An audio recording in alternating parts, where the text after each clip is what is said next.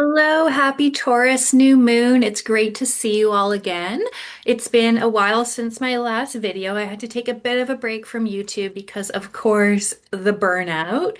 Um, it's funny, like the channel was always something I was doing for myself, to be comfortable with public speaking and being more, visible in my work, right? So the intention was always just to show up when I wanted to, but like at the same time, I'm a very Saturnian person. I do well with structure, and the structure I set for myself, which ultimately was supportive in theory, new and full moon forecasting, horoscopes for the 12 zodiac signs. Like, this is what I love to talk about, but yeah, it became a bit much with like the 24 videos a month or whatever. So looking back, it's like, okay, yeah, it makes sense. It makes sense that that was something that, yeah, that became, a bit much. But yeah, I'm happy to be with you again. And my last video, Power and Potential of World Building. If you haven't seen that yet, I definitely recommend checking it out. This is something, these topics in that video, power, potential, world building, these are the themes of our time. So we're going to be revisiting them again and again. Anytime I show up, I'm going to be, sharing a little bit about yeah, about those themes which relate to, all of the outer planets moving from earth and water signs into air and fire signs. And yeah, what an amazing, exciting time of awakening we're in, and how to work with that energy based on your own gifts, your own responsibilities, as found in, of course, your natal chart, because I am huge. At looking at astrology for the purpose of empowerment and, really being yourself, right? So, the new moon on the 16th of May, 2026, this new moon is in Taurus. This moon is ruled by Venus. Venus is the ruler of this lunation because Venus is Taurus's planet, right? So, we look to Venus in the new moon chart to get some information on what is like the flavor, what is the energy of, of this lunation going to be. So, Venus is making an exciting aspect with Mars. Mars is in Aries. Mars is at home in Aries, very comfortable in their home sign there. This energy of Mars and Venus is very much like its polarity, its consort. They are, of course, each other's counterparts, right? So, with Venus being in Gemini right now, this is energy that is going to have us exploring different types of relationships, not just romantic relationships, platonic relationships, familial relationships, all kinds of relationships, and being open and curious about, new ways of having our needs met or new ways of, living our lives being fulfilled through our connections. And connections and relationships are always important for people because we are relational creatures, right? So even though Venus isn't necessarily like the happiest in Gemini because the energy can be like a bit scattered, ultimately that is where we're at. And I'm reading this as positive because of this exciting aspect with the sextile over to Aries, where we have Mars and Chiron in a conjunction. Also, the goddess asteroid Aries, Eris, which doesn't get talked about too much because Eris has been in Aries for like 100 years already. She spends yeah, like 120 years in each sign. Eris is the goddess asteroid of discord, of chaos. So we have been like disrupting the status quo of patriarchy, of toxic masculinity, of toxic individualism, aggression, those like, negative Aries traits, right? We have been disrupting this energy as a collective since like the 1920s. So it's been a minute. It's going to continue on until the 2040s, but everyone we know has this placement in their birth chart. Eris in Aries is a signature that we all carry because we are all here to take part in yeah, in this evolution and this revolution for society, right? When asteroids are moving this slow, it's like very much generational changes, cultural shifts, those types of things, like brand new paradigm. But 120 years in a sign is It means it's going to be working itself out slowly over time. And by working itself out, I mean we have the support from the cosmic energy, we have the support from the celestial energy, but people still need to take action, to pursue what they feel is the right thing to do. Like these things don't just happen. It's like, okay, we're given the support cosmically, and then we have free will and we're able to choose, what it is that we do with those energies, right? So, a little bit of a side quest here. Like Uranus just moved into Gemini. Uranus is sometimes seen as the higher octave of Mercury, the planet of communication and cognition. So Uranus is like happier in Gemini than they are in Taurus, where they were for the last 8 years, because like Taurus is very much like stability, and grounded and presence and like earth sign, right? So Uranus being the disruptor, the great awakener in that sign was things weren't going to be moving quickly, and not like they are now. Like Gemini is very like quick-witted, very mental. So Uranus and Gemini is like, why am I talking so fast? This is crazy. So we're going to have like, yeah, so much progress around communication and community and connection with each other, and then a lot of disclosure around, information that may have been previously veiled from some or many people, especially like people who have a certain carry a certain amount of privilege, may have been like veiled from certain uncomfortable truths that, people from more systemically oppressed or more marginalized communities, they already would have had an awareness of like these things that were happening. Like these are not new things that are being disclosed. These are things that have been going on for a while, but people didn't necessarily like want to see them or accept them. So uncomfortable truths coming to light, uncomfortable truths being unveiled.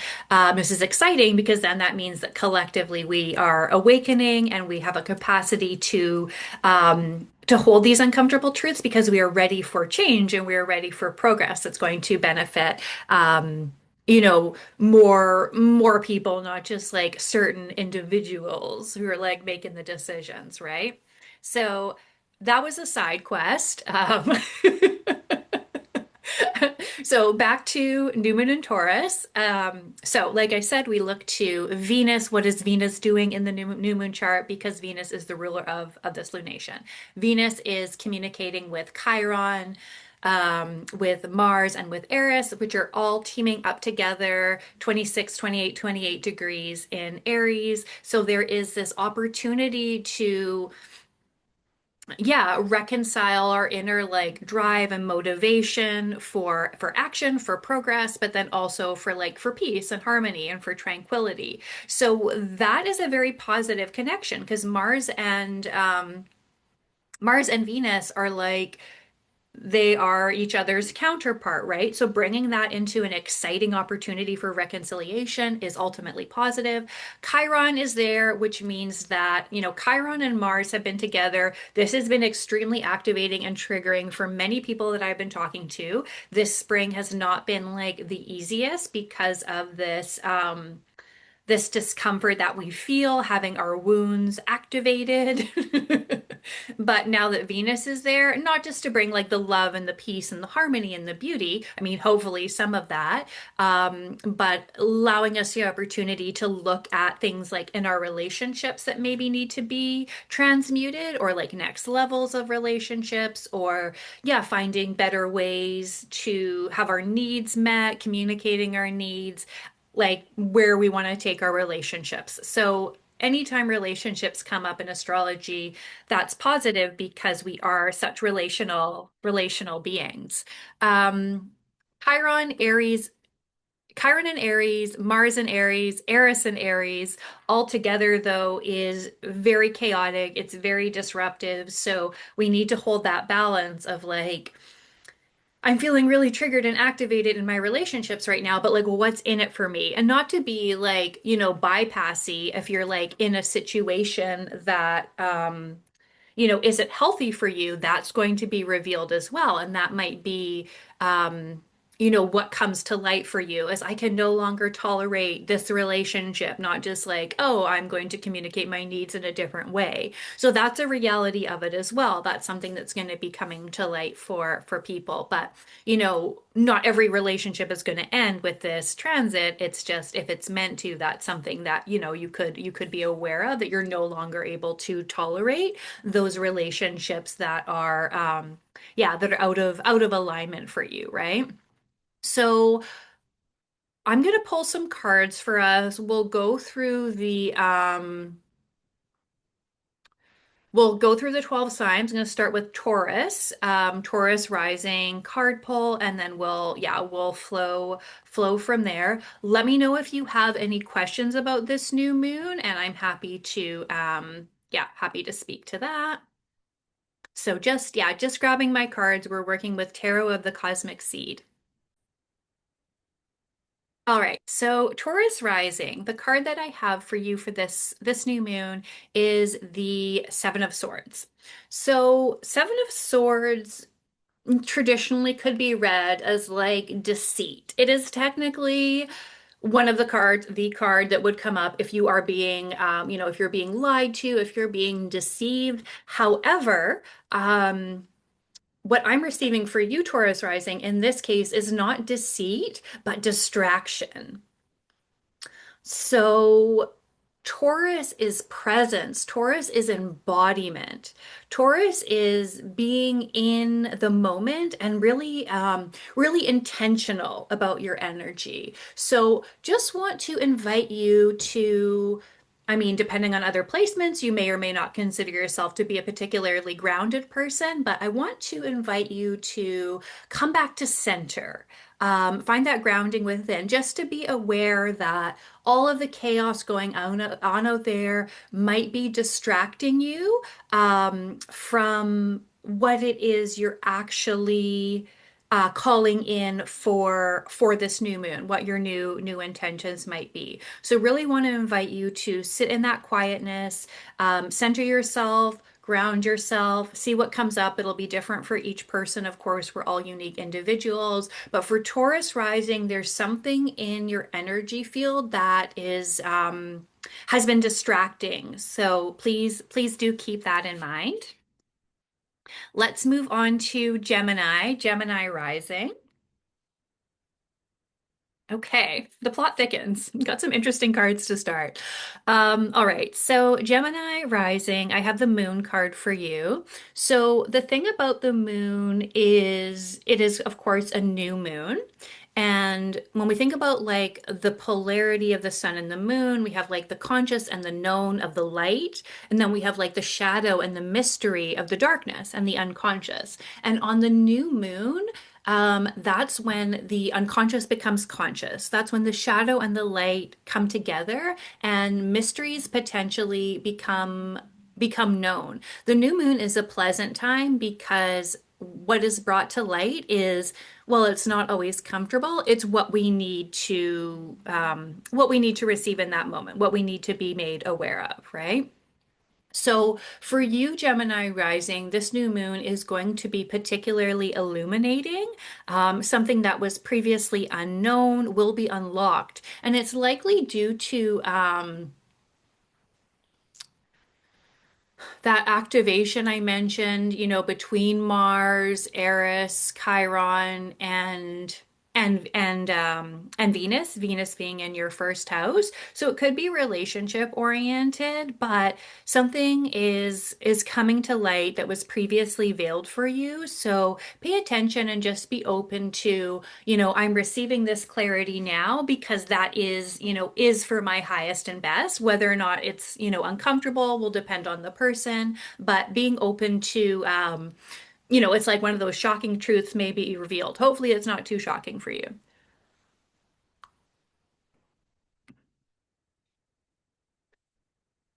Okay, Cancer rising. So, Cancer rising, I have the Eight of Pentacles for you. So, this is an interesting opportunity for you. I mean, your birthday season's coming up soon. couple more months, I guess. What is time? What are we in May? Okay.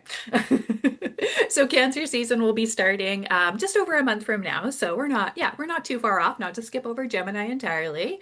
Um, but for Cancer, I am getting the encouragement for you to keep going. There's something that you have been working on, something you have been striving for that really does require. I know this feels like kind of old paradigmy, but it's one of those things that keep practicing, keep going. You're not seeing the results yet, but this is something that is going to be worth the effort for you. So you're being encouraged by your higher self, by the spirit realm, to keep going on whatever it is you've been dedicating your energy to for the last couple of months. And you will see a positive outcome soon. Just understand that, good things take time, good things take practice, there's progress happening. It maybe is taking longer than you thought, but it's worth the dedication in this case to continue putting in effort. And that will pay off for you soon. All right. So Leo rising. Um, so this new moon in Taurus is in your 10th house of visibility. Um, and of course, life's work, legacy, that type of thing. So the rebirth for you, the intention setting is, potentially going to be related to that realm. However, we have the death card. So I do think a lot about, pulling the death card in Taurus season. The death card is, of course, Scorpio's card, number 13. And that axis of, we've already had our full moon at the start of the month. May will have like the two full moons, blue moon situation going on, very exciting. But I think about, that polarity with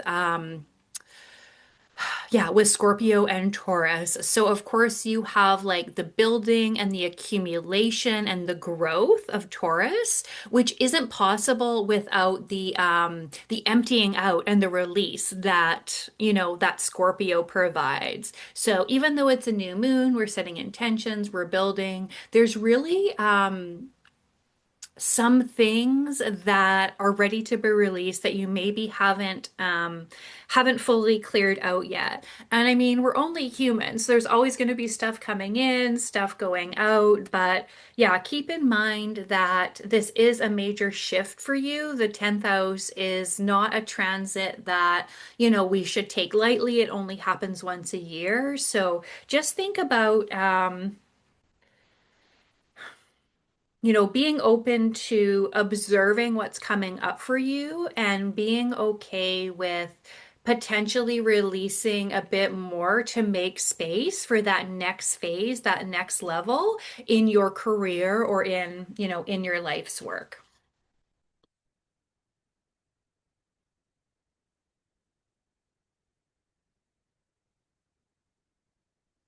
Okay, Virgo rising.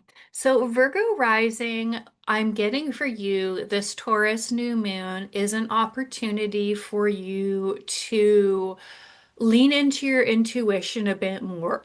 There's going to be potentially different, I don't want to say levels, but it's like different layers of abilities making themselves known as far as how you work with your intuition. There can also be, opportunities for a deeper level of like emotional regulation, which is always exciting. And the thing about the pages, though, is like there's a little bit of naivete, but it's like the Fool card, right? It's ultimately positive. It is potential, right? There's a lot of potential, but it shows that there's like a new experience, something new coming online in the realm of intelligence, pardon me, intuition, or emotional intelligence. That's why I said intelligence or intuition, deeper layers, next chapters. I don't want to say new levels because it feels like it's something not brand new. You already have that awareness, but being able to unlock sort of that like higher perspective and the ability to, reach higher level of an emotional intelligence or with your own intuitive development. Um, addressing, identifying new sort of gifts that maybe are making themselves known. There's also the opportunity with this card too for mentorship. Thinking about your intuitive development, if you have like a development group or if you have a mentor and like that you don't need to know everything, but it is a time of potential. It is a time of opportunity. So being open to what's next while holding that like, I don't know everything. I don't know how it's going to go and being okay with asking for support or reaching out for guidance from someone who might be considered more of an authority um, in the realm of your intuitive work or yeah, even just like asking relationship advice if we're talking about like emotional intelligence and the ability to to hold more to I see your capacity increasing which is exciting. So for Libra rising, we have the Wanderer. It looks like it's card 0. So in Tarot of the Cosmic Seed, the Wanderer is the Fool card. Just gonna try to. Okay, there. There we go. There we go. The Wanderer. So this symbolism is interesting because she is balancing. She's a ballerina and she's balancing on this crystal. So someone who has Libra rising, you're going to be potentially someone who in this lifetime is working through like a bit of people pleasing, because everyone loves you and you get along with everyone. So, and we are such relational creatures. So it's not everyone falls into this, but that's something that, potentially you could be susceptible to, right? So thinking about like, if you are someone who is, healing people pleasing, um, this is such a new moon card though, because it's like the 0 card. It's the beginning and the end, right? Like the moon and the sun. It's both at once. So really thinking about how, this character, this being is embracing the beauty around her. She is surrendering. She doesn't know what's next, but she's going to stay positive. So the spirit realm wants me to acknowledge that they see the work that you have been doing when it comes to really honoring yourself and prioritizing where you want to go while still being like like a good friend or like a good partner or those types of things, right? So who you are in relationships is like this is a big part of your life is like who am I in relationships? And you do get that mirror sometimes. I don't want to say like, every time you're triggered, it's something for you. That could be kind of toxic, but you do learn a lot from relationships, Libra rising. So this is an exciting card to, yeah, I'm drawn especially to like the dog on the Fool card does represent like our wild nature or our instinct or our intuition. And this artist has chosen like a fox. It looks like in this case, which we can assign like, of course, the same characteristics, being like wild, being instinctual. But the fox also has that reputation as like symbolic reputation of like the trickster energy too, right? So what if you were to, to shake things up and like move a little bit differently than you have in the past. I'm being asked to acknowledge that you have been through a lot, that there has been growth, and what's coming next is positive, but it's a bit, yeah, a bit unknown at this point. Um, yeah, I just wanted to get a little bit of clarification. And then again, I have the Messenger of Coins, messengers, pages being very fool-like in they're optimistic, they're embracing the potential, but potentially like a little bit naive as well. So it's very interesting. We have like the flowers repeated, we have the one leg repeated, we have the jumping. So you are being asked to leap without knowing what comes next and to remain positive. Um, Yeah, really, really excited for you. The coins indicate, of course, the material nature of life, and of course, it being like a Taurus new moon. But yeah, I just wanted to bring in a little bit more clarity for you. And we do have a lot of the symbols repeated. You know, the 1 foot leap, embrace the potential, embrace the unknown, Libra rising, and there will be, yeah, a positive outcome. The flowers represent divinity in life and divinity in everything. So that's yeah, feels like a great message for you. Okay. So Scorpio rising, I've got the Three of Pentacles for you. So Three of Pentacles is all about opportunities, and I'm saying opportunities, new intentions because it's a new moon, right? That is the context for this reading. So being a Scorpio rising, Taurus is your opposite sign. It's your sister sign. There is always that like that tension, that polarity. But with the Three of Pentacles, you're going to be offered opportunities to set intentions or begin new journeys around collaboration with different aspects of yourself. So this is like, something that's going to come up, or you already have the awareness of energy you're bringing in that's going to be able to, where you're going to be able to reconcile like mind, body, and spirit. So what's coming up next for you is not just like, pursuing one thing in one realm. This is something that encompasses alignment with mind, body, and spirit. So that's super exciting. They're also telling me to think about like past, present, and future. Like this moment in the present is a time where the future meets the past. Like, am I articulating this properly? So you have, yeah, mind, body, spirit, and then you also have, yeah, past, present, and future. And that's what's coming into reconciliation for you now, which is very exciting. And anytime we can reconcile past, present, future, mind, body, spirit, it's a very holistically satisfying experience. So even though this lunation is happening in your opposite sign, which might bring about some tension. I mean, I don't know your whole chart, obviously. This does feel like, yeah, an opportunity to come into presence with what is, and something that is going to be, yeah, pretty positive at the end of the day. All right, so Scorpio, Sagittarius rising.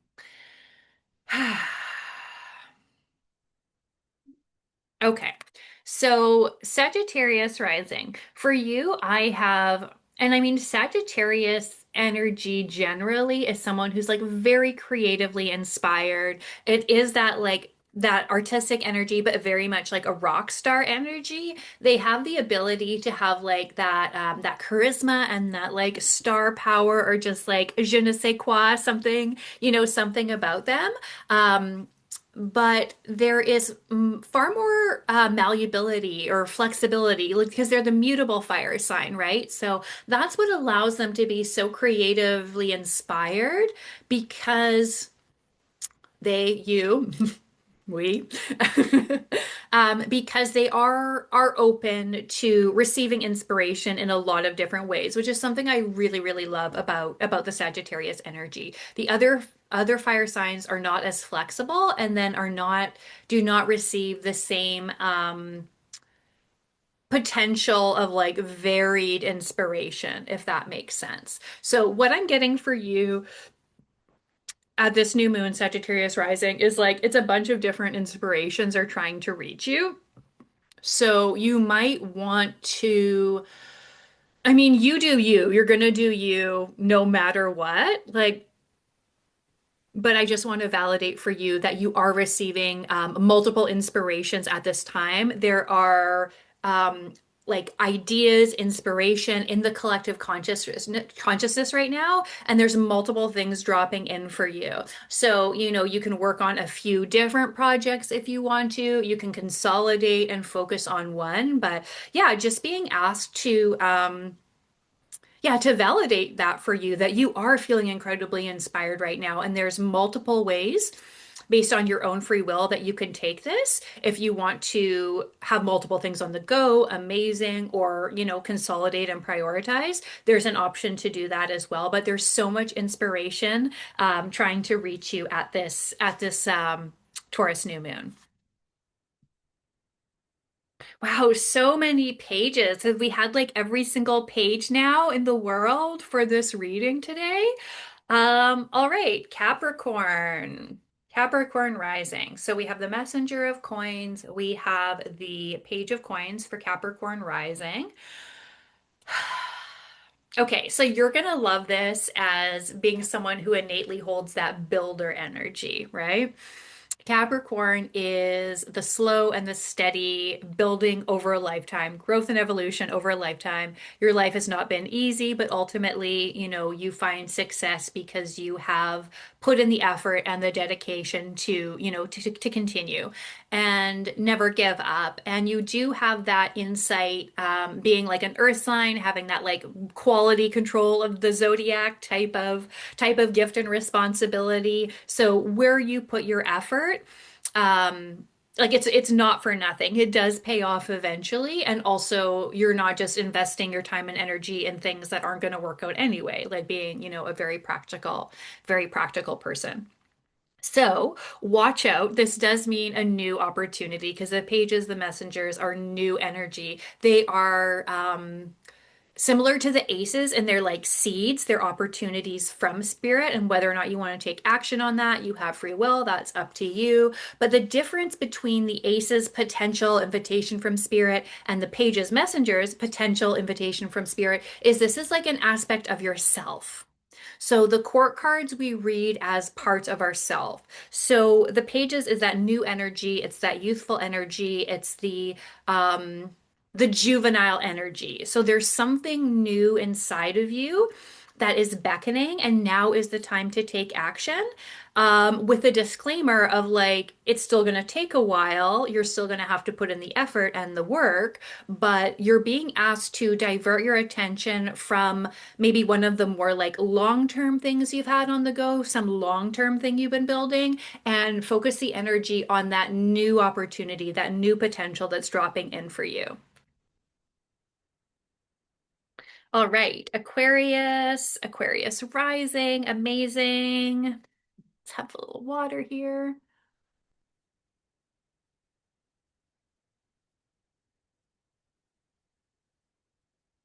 So Aquarius rising, we have the Ten of Cups, which is the Happy Family Rainbow card on the Smith Rider-Waite. Now, Ten of Cups for me is about intergenerational healing and support from the ancestors. So I don't know if you're getting like particular signs and if you're getting signs and synchronicities from like a particular individual ancestor, it'll be different for everyone. Or if you are feeling that you have multi-generational support around you at this time. So what's coming in for you, Aquarius rising, is almost a mediumistic feel that you do have many ancestors with you, whatever you're going through at this time, that you can rely on them for support. You can ask them for help. Whatever your personal practice is around your ancestral veneration, if you have one, or just like, even recalling memories that you've had with a loved one who maybe is in the spirit realm now, or thinking back nostalgically to, elements of your childhood that were, particularly positive or influenced you, in such a way. So they're showing me like, yeah, the chorus of ancestors applauding you. So that's what's present for you right now, Aquarius rising, is having that support from the ancestral realm. They want you to know that, they're proud of you, that the work you do, living your life in alignment with your purpose, with your values, does heal them. It like heals backwards and forwards, you being, of course, a future ancestor as well. And that is what is present in your field right now is so much ancestral support. So if it feels good to, acknowledge that in whatever way feels right for you in your own individual practice, that's something that would be appropriate for you at this time.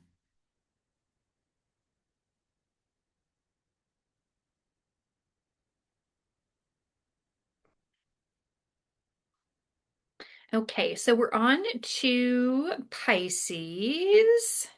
Pisces rising. Very cool. So with Pisces, for Pisces, I have one of the Pisces corresponding cards, which is the Eight of Cups. So this is the later degree. Oh, I apologize. The early degree, the first 10 degrees of Pisces correspond to this card. So I haven't pulled this card in this deck before. I'm just taking in the gorgeous imagery and the symbolism here. So with this one, it's like you're walking away from something that doesn't serve, and you're off to pursue something that is more aligned. So I'm just so taken by the beauty of this card. Like I said, I haven't pulled this card in this deck before. It's absolutely stunning. So you would typically have like the eclipse is how the solar and lunar energy is portrayed in this card, but this artist and author, I believe the artist and author are the same. It's the same creator with this deck, which I always love that congruency when the artist and the author on a tarot deck is the same person. Oh, so good, so magical. So she has chosen the earth as the celestial body. So what comes up with that is, of course, we are all from the earth. The earth is the body, but potentially moving like in a more practical direction for you, Pisces rising.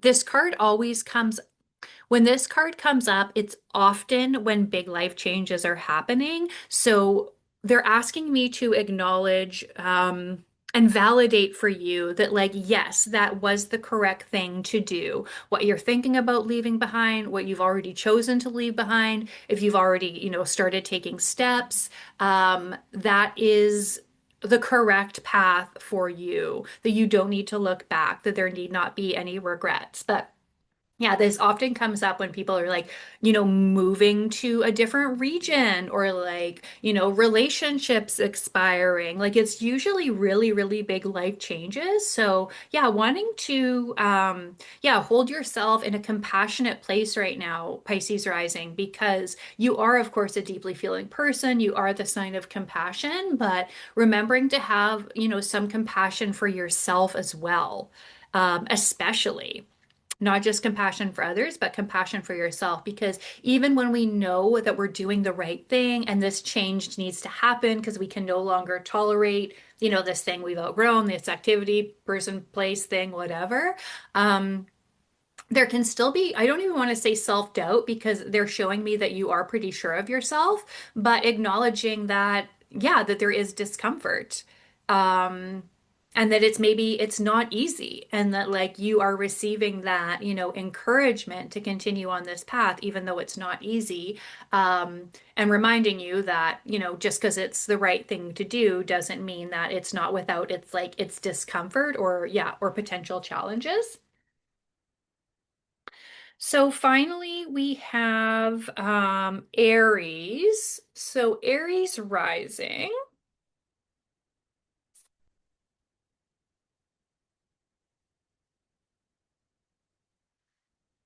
So Aries rising, I have the Empress. In this deck, she calls it the Sacred Feminine.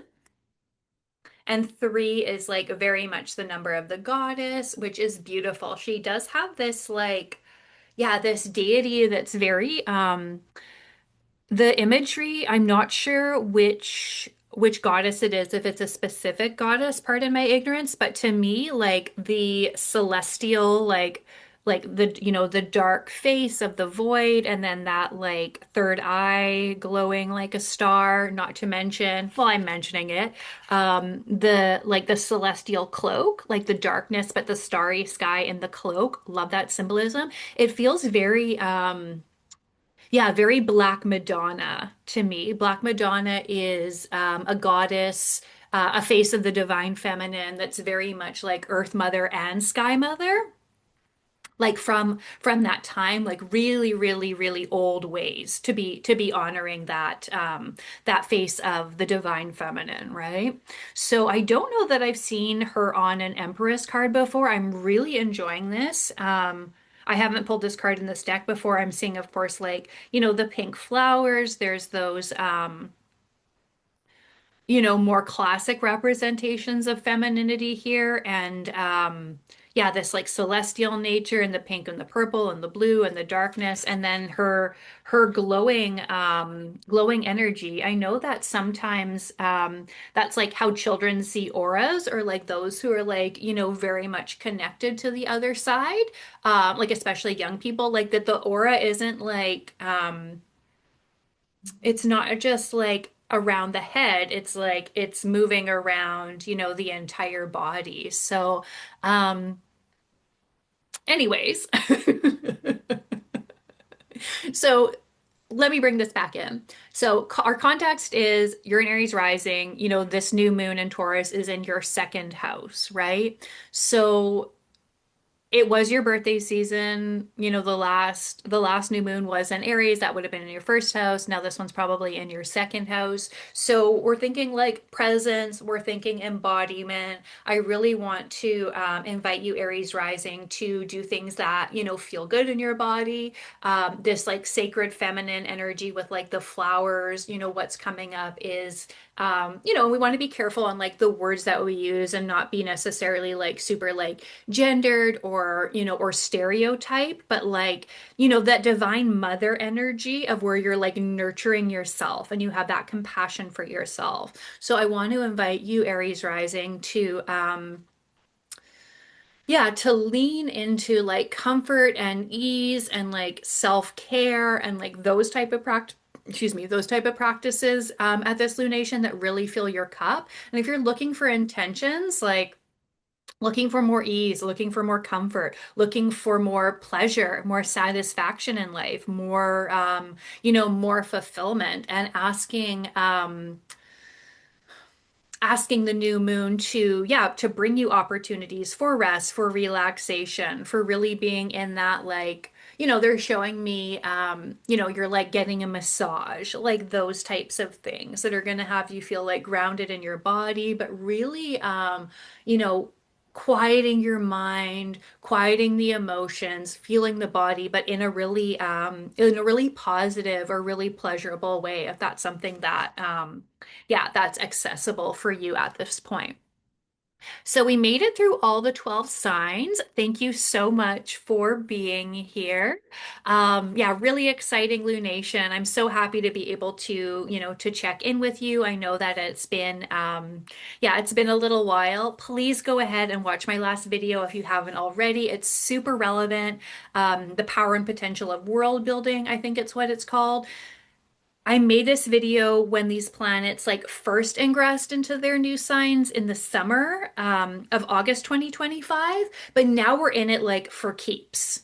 Now we're in like the long haul. Of course, in the autumn, whatever, they retrograded back. But now that we're into, spring of 2026, we are in these new longer cycles. So I definitely encourage you to check out that video if you haven't already. And thank you so much for being here. I hope that you have an amazing Taurus season. Happy full moon, and I will see you later.